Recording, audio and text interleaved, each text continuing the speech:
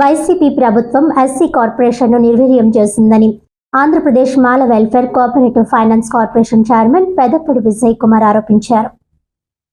కాకినాడలో మంగళవారం Andhra Pradesh Mala welfare cooperative finance corporation chairman Peddapudi Vijay Kumar పర్యటించారు. డిఆర్డీఏ కార్యక్రమంలో ఎస్సీ కార్పొరేషన్ డైరెక్టర్లు, ఎస్సీ సంఘాలతో సమావేశం నిర్వహించారు. ఈ సందర్భంగా ఆయన మాట్లాడుతూ, నాటి ముఖ్యమంత్రి జగన్ ఎస్సీ కార్పొరేషన్ కు నిధులు కేటాయించకుండా దళితులకు తీరని అన్యాయం చేశారని ఆరోపించారు.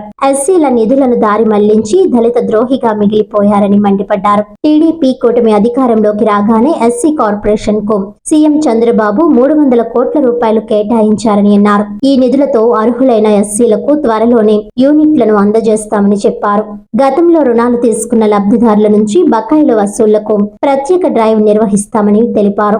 ఈ సమావేశంలో కార్పొరేషన్ డైరెక్టర్లు కొల్లాభక్తుల అప్పారావు, దానం Lazar Babu, Chellu Ashok, Maddamani, SC corporation executive director J Satyavathi, Tallari Raju, Telugu Desam నాయకులు సీకోటి అప్పలకొండ, బంగారు సత్యబాబు, రామేశ్వరరావు, బిట్ట వరప్రసాద్ తదితరులు పాల్గొన్నారు.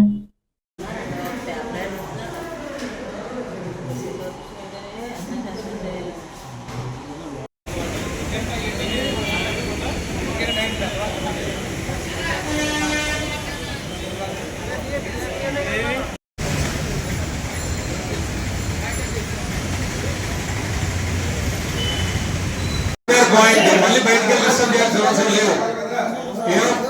మీరు జనం మీరు ఏవైనా సలహాలు ఇచ్చినందుకు ధన్యవాదాలండి. కొన్ని ప్రశ్నలు కూడా అడిగారు, కొన్ని సలహాలు ఇచ్చారు, కొన్ని ప్రశ్నలు అడిగారు. మీకున్న అనుమానాలు ఉన్నాయి.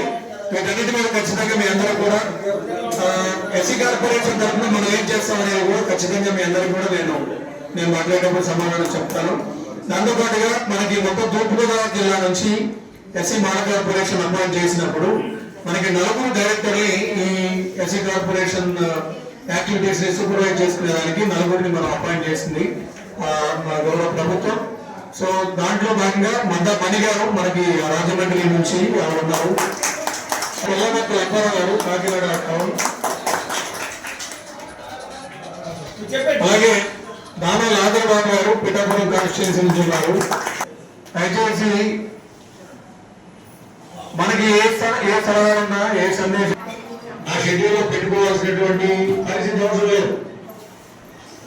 మాట్లాడాల్సిన అవసరం లేదు. అభిషేకం కండక్ట్ చేసుకోవాలి. అప్పుడు మన సొసైటీ నుంచి మన సోషల్ ప్రెజర్ గ్రూప్స్ నుంచి వచ్చినటువంటి ఆ డిమాండ్ దృష్టిలో పెట్టుకుని కూటమి ప్రభుత్వం ఎన్నికల సమయంలో చెప్పారు. అధికారంలోకి వచ్చిన తర్వాత ఇమ్మీడియట్ గా పేరు మార్చి మళ్ళీ దాన్ని రిజిస్టర్ చేసి అంబేద్కర్ విదేశీ విద్యా దీని మీద దాన్ని మనం ఇంప్లిమెంట్ చేస్తా ఉన్నాం. అది రద్దు కాలేదు.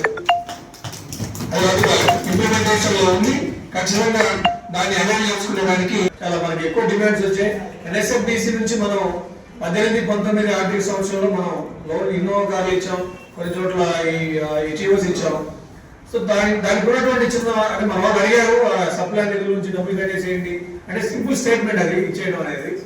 కానీ లాస్ట్ 5 years కనుక గవర్నమెంట్ దాని కాన్సన్ట్రేట్ చేస్తుంటే ఎంతో కొంత వెసులుబాటు అంటే సింగిల్ వన్ టైం సెటిల్మెంట్ లేకపోతే మీకు ఎంత డిస్కౌంట్ ఇస్తున్నది కట్టమను. ఎన్ఎస్ఎఫ్డిసి తోటి లాస్ట్ 5 years ఆంధ్రప్రదేశ్ గవర్నమెంట్ ఎలాంటి రిలేషన్స్ లేవు, కట్ అయిపోయాయి. ఇప్పుడు మొత్తం ఏమైందంటే వాళ్ళు ఇచ్చిన లోన్ మొత్తం మీకు 340 కోట్ల రూపాయల బకాయిలను కట్టండి అంటున్నారు. స్వయంగా సిఎంబితో నేను మాట్లాడాను, ఎన్ఎస్ఎఫ్డిసి సంబంధించిన ఉన్నతాధికారులతో మాట్లాడితే వీడియో కాన్ఫరెన్స్ లో కనీసం ఇంట్రెస్ట్ అన్న వేవ్ చేయండి, మిగతా మేము ఎలా కూడా అడ్జస్ట్ చేసుకుంటామంటే ఆ ఇంట్రెస్ట్ కూడా మీ గవర్నమెంట్ అడుగుకుంటాం. సెంట్రల్ గవర్నమెంట్ నయా పైసా కూడా వాళ్ళు, ఎందుకంటే యూనిఫామ్ పాలసీ అనేది అన్ని స్టేట్స్ కి మేము ఇవ్వలేము. అది పాలసీ మేము అట్లా డిస్టర్బ్ చేసుకోలేము. అన్ని రాష్ట్రాలకు ఒకే రకంగా ఇస్తాం. సో అది ఫైనాన్షియల్ గా ఇబ్బంది అవుతుంది. సో స్టేట్ గవర్నమెంట్ రిక్వెస్ట్ చేయమన్నారు. ఆ విషయాన్ని మంత్రి గారి దృష్టికి తీసుకెళ్ళాం. అది ముఖ్యమంత్రి గారి దృష్టిలో ఉంది. దాని మీద ఏ నిర్ణయం తీసుకోవాలి, వన్ టైం సెటిల్మెంట్ ఇవ్వాలా ఏందనేది.